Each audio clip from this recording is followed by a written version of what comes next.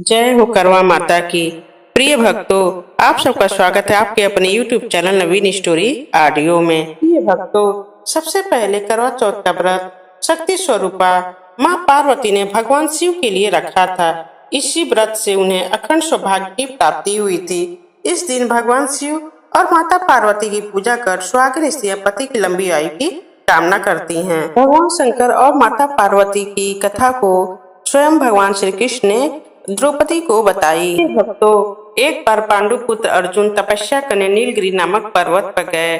इधर द्रौपदी बहुत परेशान थी। उनकी कोई खबर न मिलने पर उन्होंने श्री कृष्ण भगवान का ध्यान किया। श्री कृष्ण भगवान वहां उपस्थित हुए और द्रौपदी ने अपनी चिंता व्यक्त की। श्री कृष्ण भगवान ने कहा, बहना, इसी तरह का प्रश्न एक बार माता पार्वती ने शंकर जी से किया था।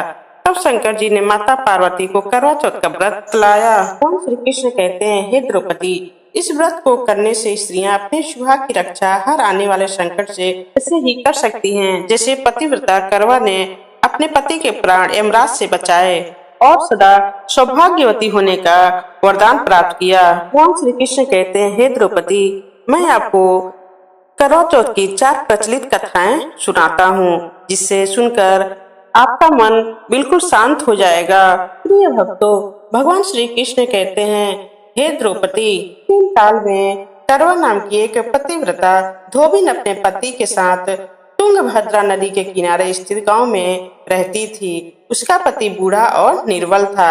एक दिन जब वह नदी के किनारे कपड़े धो रहा था, तभी अचानक एक मगरमच्छ वहां आया और धोबी के पैर अपने दांतों में दबाकर यमलोक की ओर जाने लगा। वृद्ध पति यह देखकर घबराया और जब उससे कुछ कहते नहीं बना तो वह करवा करवा कहकर अपनी पत्नी को पुकारने लगा। पति की पुकार सुनकर धोबिन करवा वहां पहुंची तो मगरमच्छ उसके पति को यमलोक पहुंचाने ही वाला था।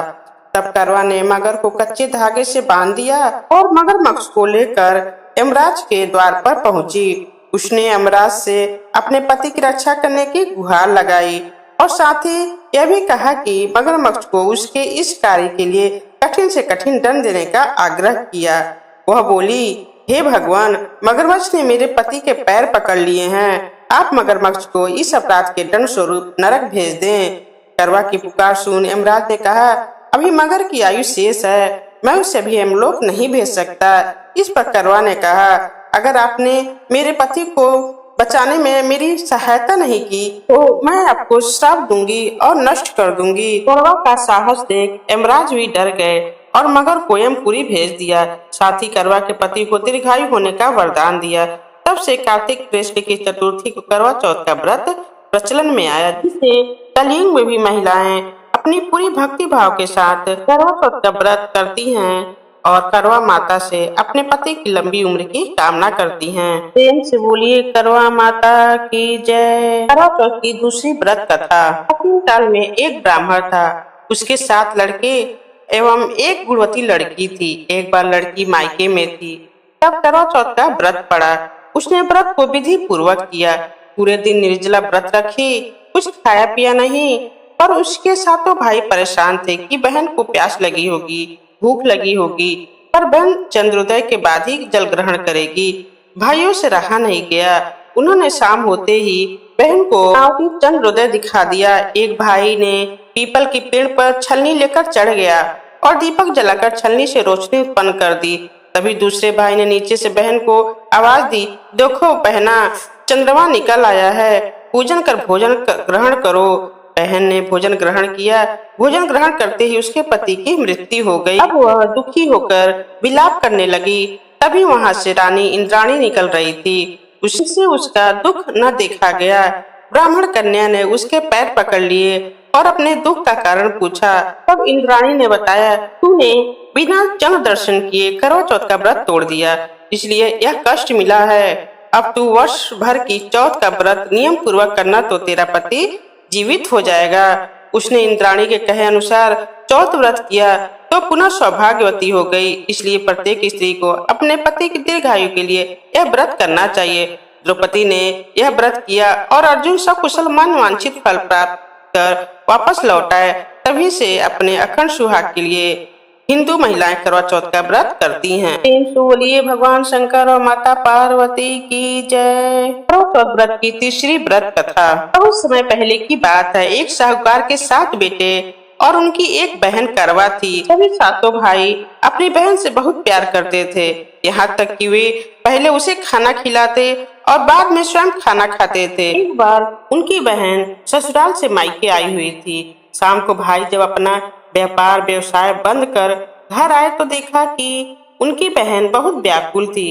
सभी भाई खाना खाने बैठे और अपनी बहन से भी खाने का आग्रह करने लगे, लेकिन बहन ने बताया कि उसका आज करवा चौथ का निर्जल व्रत है और वह खाना सिर्फ चंद्रमा को देखकर उसे अर्घ देकर ही खा सकती है।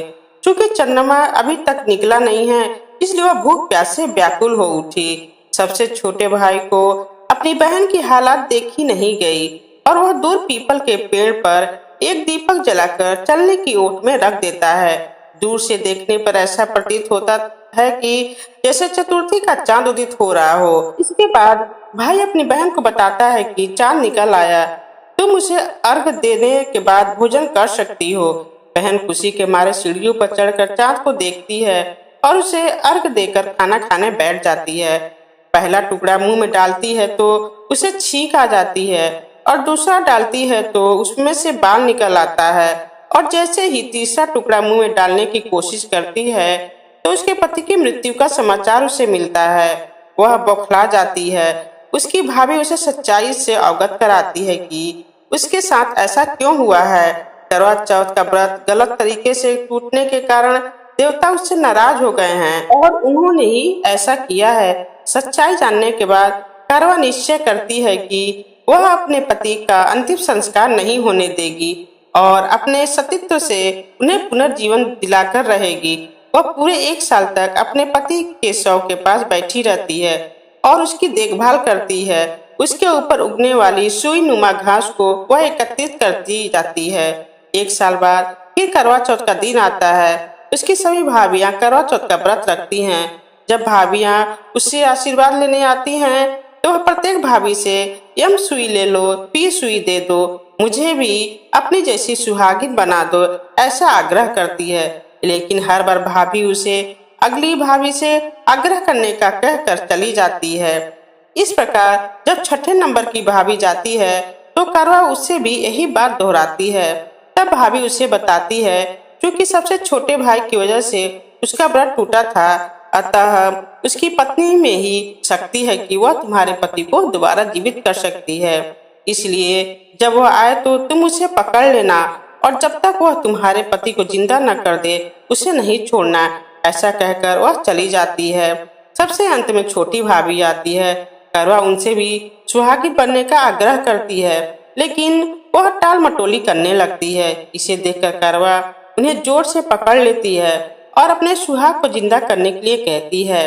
भाभी उसे छुड़ाने के लिए नोचती हैं, घसीटती हैं, लेकिन करवा नहीं छोड़ती है। अंत में उनकी तपस्या को देखकर भाभी पसीज जाती है और अपनी छोटी उंगली को चीरकर उसमें से अमृत उसके पति के मुंह में डाल देती है। करवा का पति तुरंत श्री गणेश कहता हुआ उठ बैठता है। इस प्रकार प्रभु कृपा से उसकी छोटी भाभी के माध्यम से करवा को अपना सुहाग वापस मिल जाता है। ये भगवान शंकर, माँ गौरी, श्री गणेश भगवान, जिस प्रकार करवा को चिर सुहागन का वरदान आपसे मिला, वैसे ही सब सुहागिनों को मिले। तो भक्तों प्रेम से बोलिए करवा माता की जय। करवा चौथ की चौथी व्रत कथा। एक ब्राह्मण परिवार था। उस परिवार में ब्राह्मण के 7 बेटे और 7 बहुएं थीं। 6 बहुओं के पीहर वाले बहुत धनी थे और भरे पूरे परिवार के थे। छोटी 7वीं बहू के परिवार में कोई भाई और बहन नहीं था तथा वह बहुत गरीब भी थे। इसी कारण से 6 बहुओं के पीहर से बहुत सा धन दान दहेज आया था और उसके पश्चात भी उसके भाई जब तब बहुत सा सामान भी लाते रहते थे। इस तरह परिवार में उन 6 बहुओं का बड़ा मान सम्मान था। छोटी बहू घर का सारा काम काज करती थी, किंतु सभी उसकी बुराई करते रहते थे। सास ससुर भी उससे प्यार नहीं करते थे। और उसे खरी खोटी सुनाते रहते थे। एक दिन छोटी बहू घर से अकेले निकल पड़ी और बियावान जंगल में जाकर जोर जोर से रोने लगी, क्योंकि आज करवा चौथ का व्रत का दिन था। उसकी 6 जेठानियों के घर से करवा चौथ व्रत के लिए उनके भाई करवा और सौभाग्य की सामग्री की पिटारियां लेकर आए थे। छोटी बहू के घर में कौन था जो उसके लिए कुछ लाता। इसी वजह से दुखी होकर जंगल में रोती हुई विचरने लगी। एक नाग उसके रोने को सुन रहा था। वह अपने बिल में से निकलकर उसके सामने आया और मनुष्यों की बोली में पूछने लगा, बहन तुम क्यों रो रही हो? आज तो करवा चौथ का व्रत का दिन है, हंसी खुशी व्रत करो। छोटी बहू पहले तो नाग को देखकर डर गई, फिर साहस करके बोली, आज करवा चौथ व्रत का दिन है। सब बहुओं के भाई आज करवा और बहुत सा सामान लेकर आए हैं। मेरे पीहर में कोई नहीं है जो मेरे लिए करवा और सामान लाता। काश मेरा भी कोई भाई होता तो मेरे लिए करवा लाता। यह सुन नाग को दया आई और बोला, बेटी तुम अपने घर जाओ, शायद तुम्हारा कोई मुंह बोला भाई घर पर करवा लेकर आए। यह सुन छोटी बहू घर आकर संतोष से सब कामों में लग गई। कुछ देर बाद एक मनुष्य आया और छोटी बहू की सास से बोला, मैं तुम्हारी छोटी बहू का भाई हूँ। उसके बचपन में ही मैं बाहर जाकर रहने लगा था, अब घर आया हूँ। आज करवा चौथ है, मैं उसके लिए करवा और सुहाग पिटारी तथा कपड़ा लाया हूँ। सास ससुर और सभी बहुएं उसके लाए हुए बहुमूल्य सामान को आंखें फाड़ फाड़ कर देखने लगी। वह इतना सामान, इतना बेशकीमती। छोटी बहू ने प्रसन्न होकर अपने भाई का सत्कार किया और सास ससुर ने भी उसको प्रेम से भोजन आदि कराकर विश्राम करने को कहा। करवा चौथ का व्रत हंसी खुशी हो गया। अगले दिन छोटी बहू का भाई उसकी सास से बोला, माताजी मैं अपनी बहन को कुछ दिन घर ले जाकर रखूंगा, आप इसे मेरे साथ भेज दें। सास ने उसे प्रसन्नता पूर्वक उस भाई के साथ भेज दिया।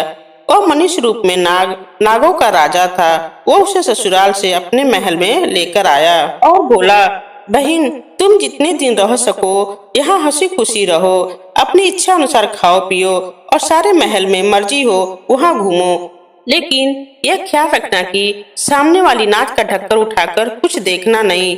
छोटी बहू भाई के महल में आराम से रह रही थी। एक दिन जब भाई कहीं गया था तो उसने नाक का ढक्कन उठाकर देखने का विचार किया। उसने सूने महल में नाक के ढक्कन को उठाया तो उसे उसमें नाक के बच्चे इधर उधर घूमते हुए मिले। जब उसे किसी के आने का आभास हुआ तो उसने जल्दी से उस ढक्कन को रख दिया। जल्दी जल्दी में ढक्कन रखने से एक नाग के बच्चे की पूंछ पर ढक्कन पड़ गया और उससे कट गई। शाम को नाग भैया आया।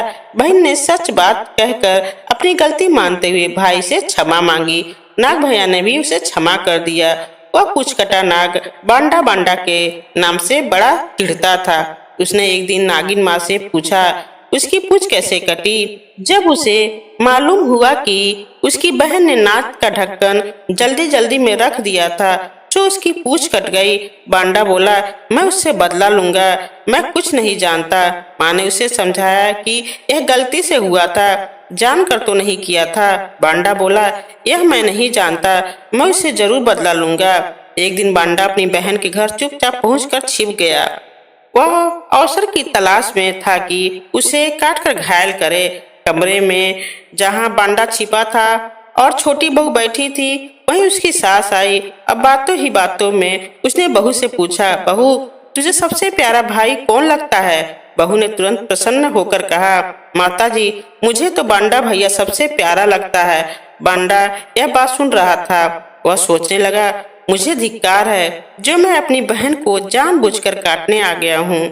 वह वहाँ से चुपचाप लौटने लगा।